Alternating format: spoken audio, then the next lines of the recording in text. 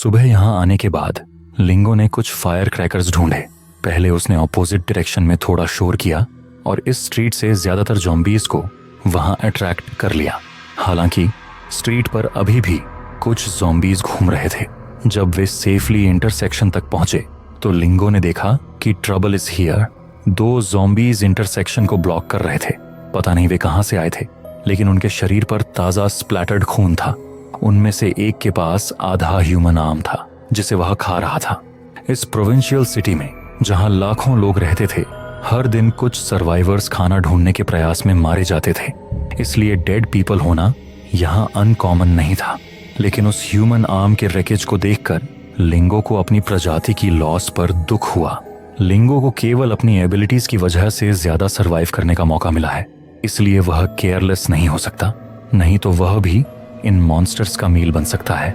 लिंगो ने zombie puppet को carefully manipulate करते हुए पास जाकर देखा। उसने चॉप बोन नाइफ उठाया और जैसे ही वह एक ज़ॉम्बी के पास पहुंचा, दूसरा ज़ॉम्बी साउंड से आकर्षित हो गया। लिंगो ने नाइफ उठाया, पीछे से ज़ॉम्बी को पकड़ा और उसके सिर में स्टैब कर दिया। दोनों ज़ॉम्बीज लगभग सिमल्टेनियसली मर गए। फोर्स के साथ नाइफ खींचने के बाद लिंगो ने सामने की बॉडी को लात मारकर गिरा दिया। लिंगो किसी भी मौके को मिस नहीं करता। ज़ॉम्बीज को मैनिपुलेट करना यूजफुल है, लेकिन उसे अपनी लड़ाई की एबिलिटी को भी इम्प्रूव करना होगा ताकि वह खुद को बचा सके। लिंगो फेंटली महसूस करता है कि जब वह ज़ॉम्बीज को बिहेड करता है तो उसके शरीर में किसी तरह का वायलेंट कॉज हो रहा है। नाइफ खींचते समय उसे एक मोमेंटरी प्लेजर भी महसूस हुआ।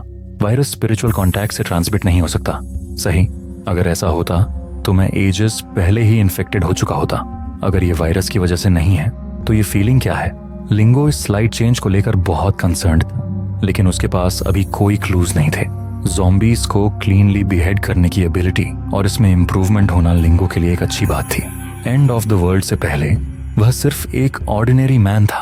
पहली बार ज़ॉम्बीज को किल करना उसके लिए एक स्केरी एक्सप्लोरेशन था। किलिंग के बाद वह टेरिफाइड था और कुछ समय तक स्ट्रेट सोच नहीं सका। लेकिन सरवाइव करने के लिए कॉम्बैट स्किल को एनहांस करना जरूरी था।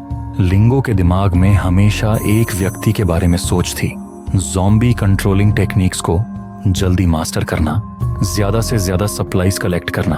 और यह सब इसलिए था क्योंकि वह इस डिस्ट्रिक्ट को पार कर उसे ढूंढना चाहता था। जब होराइजन की आखिरी लाइट गायब हो गई, लिंगो रेजिडेंस वापस आ गया। ये एक सीमिंगली इनसिग्निफिकेंट स्मॉल बिल्डिंग थी। सॉलिड आयरन डोर के अलावा कोई रूफ से जंप करके अगली बिल्डिंग तक जा सकता था। बिल्डिंग के सामने और पीछे पर्याप्त ओपन स्पेस थी। इसके अलावा यह जगह सबर्ब्स में थी।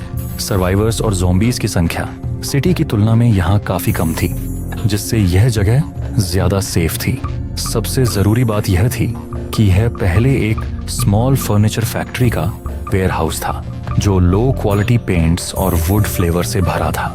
इससे लिंगो की सेंट पूरी तरह से कवर हो जाती थी। वायरस इन्फेक्शन के कारण वे मॉन्स्टर्स न केवल